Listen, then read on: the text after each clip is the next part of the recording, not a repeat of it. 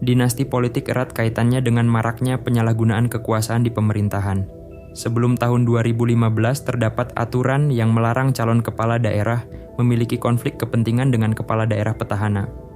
Aturan ini terdapat pada Undang-Undang Nomor 8, Pasal 7, huruf R, tahun 2015, tentang pemilihan kepala daerah, yang melarang bagi calon yang memiliki hubungan darah, ikatan perkawinan atau garis keturunan dengan petahana.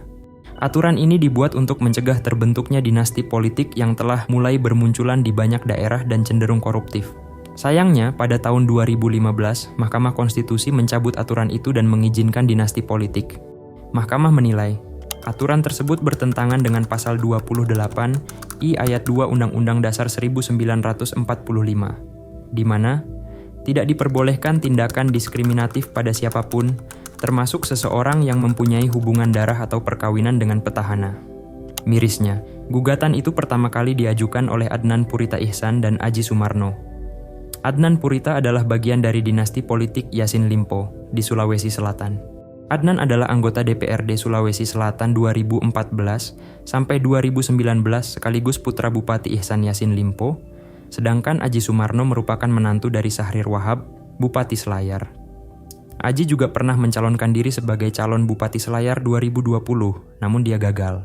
Setelah diizinkannya dinasti politik oleh Mahkamah Konstitusi pada 2015. Gelombang dinasti politik meningkat tajam, tercatat pada 2005 sampai 2014 hanya ada 59 calon atau kandidat yang terikat dengan dinasti politik. Namun, semenjak diperbolehkan pada 2015 sampai 2017 dan 2018 menjadi 86 orang calon atau kandidat dan bertambah pada 2020 menjadi 124 kandidat. Sedangkan untuk periode sekarang, tahun 2024 sampai 2029, berdasarkan Forum Masyarakat Peduli Parlemen Indonesia, Formapi, mencatat sebanyak 79 orang calon anggota DPR terafiliasi dinasti politik. Caleg terafiliasi dinasti politik terbanyak berada di Provinsi Jawa Barat, yakni 9 caleg. Di posisi kedua Sulawesi Selatan dan Sumatera Utara masing-masing 7 caleg. Sedangkan di Jawa Tengah, Jawa Timur, dan Lampung masing-masing memiliki 6 caleg. Lalu, yang terafiliasi elit dan pejabat di tingkat lokal. Seperti di Jawa Tengah, ada anak Ketua DPR Puan Maharani yang terpilih sebagai anggota legislatif. Masalah utama dari dinasti politik adalah tidak dibangunnya berdasarkan kompetensi dan kemampuan. Mayoritas dinasti politik dibangun berdasarkan reputasi orang tua atau bermodalkan nama pendahulunya. Kualitas calon pemimpin ditentukan dari kapasitas intelektual dan kerja kerasnya untuk membangun masyarakatnya, bukan ditentukan dari kekuatan elektoral yang belum mampu teruji memimpin masyarakat. Calon pemimpin sekarang harus mampu melihat permasalahan masyarakat dan memberikan solusi terbaik untuk pembangunan Indonesia. Penguasaan kepemimpinan pusat dan daerah oleh elit akan membuka ruang penurunan kualitas demokrasi, kebijakan yang tidak pro-rakyat, dan tentu menghambat penegakan korupsi. Praktik dinasti politik dapat membuat krisis kepemimpinan dan keteladanan dalam menjalankan kekuasaan pemerintahan. Hal itulah yang sejak reformasi 1998 hingga sekarang memupuk kekuasaan oligarki semakin tumbuh subur.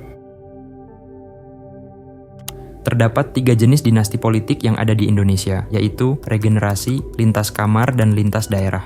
Dinasti politik regenerasi adalah satu keluarga memimpin sebuah daerah tanpa jeda. Contohnya, dinasti politik Kediri yang berkuasa selama hampir 20 tahun.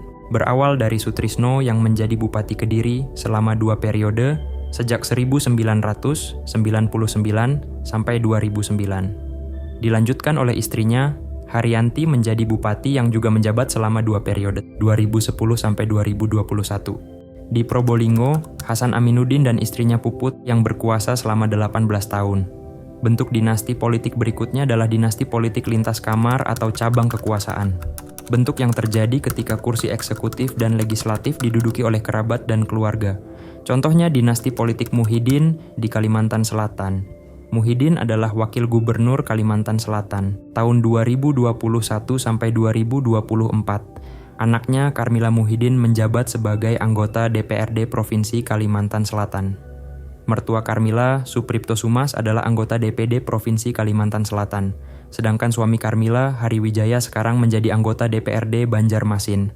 Jenis dinasti politik yang terakhir adalah lintas daerah, yaitu anggota sebuah keluarga menguasai jabatan strategis di berbagai daerah. Contohnya, dinasti politik Jokowi, di mana anaknya Gibran menjadi wali kota Solo dan menantunya Bobi Nasution sebagai wali kota Medan. Fenomena dinasti politik di daerah terjadi seiring implementasi otonomi daerah sejak tahun 2001 dan pilkada langsung tahun 2005. Sejak saat itulah muncul para elit lokal dan raja-raja kecil yang mempunyai sumber daya baik ekonomi dan birokrasi, dengan gampangnya memenangkan kerabat dan keluarga dalam konstelasi politik. Lalu, apakah dinasti politik itu salah? Dinasti politik yang terbangun dari proses yang demokratis, tidak melanggar aturan atau hukum apapun, karena setiap warga negara berhak memilih dan dipilih. Termasuk di dalam dinasti politik, tidak ada hukum yang melarang atau menyalahkan anak gubernur menjadi bupati atau anak presiden menjadi gubernur selama memang memenangkan suara rakyat. Tapi, ketika seorang keluarga dari pemimpin daerah atau kepala negara tidak menutup kemungkinan mendapatkan fasilitas, peluang, dan dukungan yang lebih masif yang akan mempengaruhi kemenangan. Sebagai contoh Jokowi, dia bisa saja beralasan keikutsertaan anaknya dan menantunya dalam pemilihan kepala daerah adalah hak warga negara dan tidak ada aturan yang dilanggar. Namun, tidak bisa dipungkiri ketika anak seorang presiden mencalonkan diri sebagai calon kepala daerah atau wakil presiden, mereka akan mendapatkan keuntungan lebih serta kemudahan dibanding calon lainnya. Walaupun bukan sebuah larangan, praktik dinasti politik memiliki dampak yang cukup buruk, seperti rawannya praktik korupsi dan nepotisme, penyalahgunaan wewenang dan kekuasaan hingga penguasaan sumber daya publik untuk kepentingan pribadi. Sebut saja dinasti politik Ratu Atut, dinasti politik Yassin Limpo hingga dinasti politik Asrun di Kendari.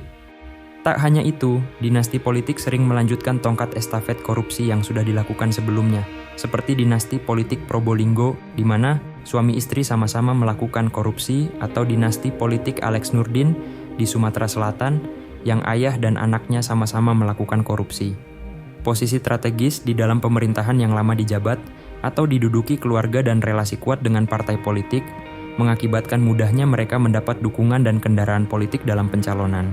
Strategi politik, sumber dana kampanye yang begitu besar, serta dukungan dari para tokoh, penting juga menjadi alasan mengapa dinasti politik yang ada begitu kuat dan sulit dikalahkan. Partisipasi politik masyarakat yang rendah dalam pilkada dapat dijadikan tolak ukur betapa rendahnya kualitas demokrasi Indonesia. Kurangnya pemahaman masyarakat tentang dinasti politik serta politik uang yang gencar membuat para kandidat yang berasal dari dinasti politik melaju bebas memenangkan kontestasi. Sekarang, masyarakat harus paham bahwa politik itu penting. Masyarakat terkadang tidak mau aktif untuk memahami konteks politik. Ketika muncul baru melakukan protes. Bangun budaya rasional dalam memilih karena politik dinasti ataupun dinasti politik ini sudah berakar. Tidak mungkin mencabut akar secara langsung. Lalu apakah undang-undang yang memperbolehkan dinasti politik bisa direvisi?